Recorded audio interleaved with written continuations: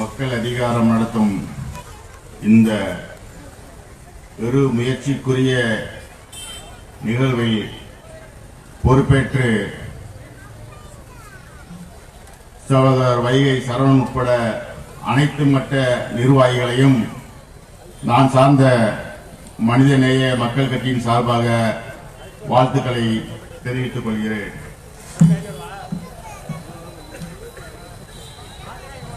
பிஜேபியை தோற்கடிப்போம், இந்தியாவை ஆதரிப்போம்.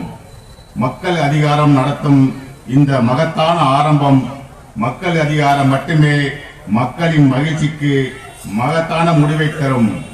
மனதை பதபதக்க வைக்கும் அடுத்த 3 மாதங்கள் மனித குலத்தை மீட்டெடுக்க கூடியிருக்கும் மாண்புடன் மனிதர்கள், மண்ணின் மைந்தர்கள் உங்கள் சிந்தனையை சீரிய முறையில் சிறகடித்து அடுத்த தலைமுறைக்கு சுதந்திரம் பெற்று தாருங்கள்.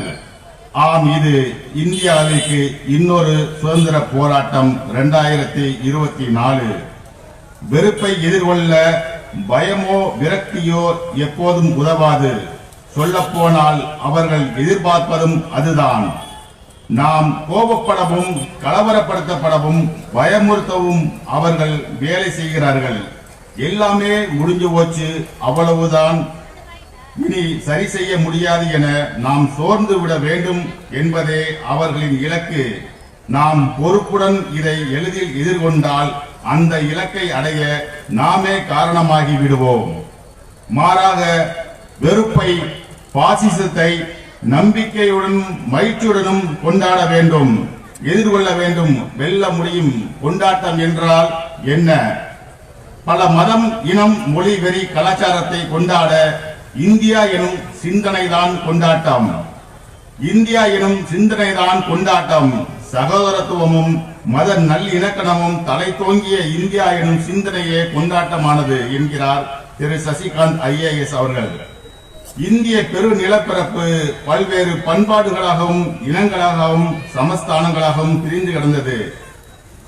இவற்றை எல்லாம் ஒருங்கிணைத்து இக்கால ஒன்றிய அரசாக ஆவதற்கு முஸ்லிம் ஆட்சியாளர்கள் பின்பற்றிய பங்கு கணிசமானது.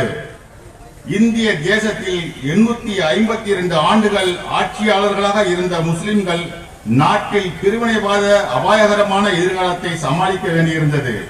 அவர்கள் தங்களுடைய வரலாற்றை எழுதுவதில் போதிய கவனம் செலுத்தவில்லை. எழுதப்பட வரலாறுகள் பெரும்பாலும் பெரும்பான்மையினருக்கு ஆதரவாக இருந்து வந்தன.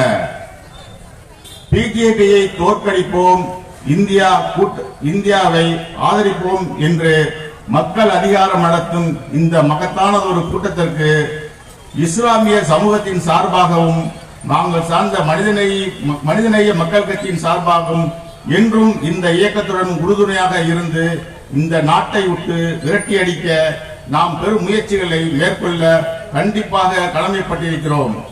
இந்தியா கூட்டணி வெல்லும், இந்தியாவை ஆதரிப்போம், பிஜேபியை தோற்கடிப்போம் என்று எனது உரையை நிறைவு செய்கிறேன். நன்றி.